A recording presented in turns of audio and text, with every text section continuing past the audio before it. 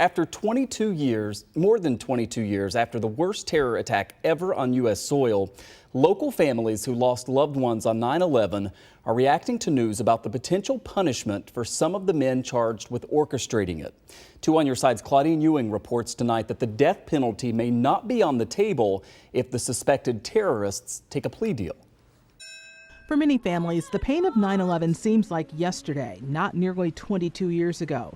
And that's why when they received this letter from the Department of Defense, a letter indicating that 5 people suspected of coordinating the September 11th attacks may not face the death penalty under the plea deals being considered, some are simply disappointed. This is a government issue here. This is the prosecution, the United States government that is, I don't know what they're doing. Sounds like they're dropping a ball to me. Attorney Paul Walyer's sister Margaret was killed on 9/11. She grew up in Hamburg.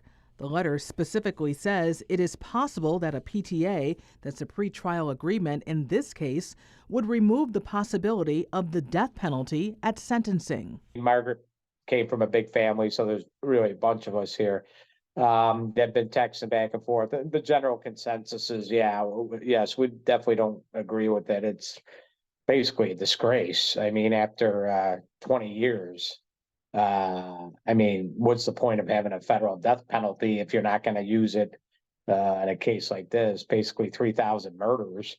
So we don't understand really where they're coming from. Khalid Sheikh Mohammed and 4 others are held at the U.S. detention center in Guantanamo Bay, Cuba.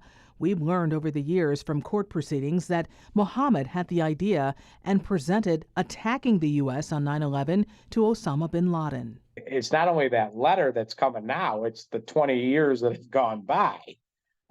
So it's just a little bit hard to believe. When it comes to Khalid Sheikh Mohammed, do you think it's because of all the repeated delays and now they're just thinking that people, they're tired, they just want this over? You have a federal death penalty and it's passed by Congress. It's been upheld by the United States Supreme Court over and over. So if you have it, why aren't you using it? So, Claudine, when you spoke with him earlier today, did he say what he wants to see happen in this case? Exactly, Michael, of course he did. And it's pretty simple. He wants the men to have their day in court, whether it's a military tribunal or a civil jury. He wants this to be heard in court, put all of the evidence on the table. If they're found guilty, then go to that sentencing phase and let the options be the death penalty of life in prison or life in prison. But they are against taking the death penalty off the table if there is a plea agreement. Yeah, because then you never get that day in court. You don't get that day in court. And after all of these years, that is what they want. Yeah. So he also said when he received the letter via a text message, and just seeing that letter for him was basically jaw-dropping for them. And so it's a surprise, but they do not want a plea deal and you take the death penalty off of the table. That is something they don't want. Keep everybody posted on what happens here. Claudine, thank you. We will.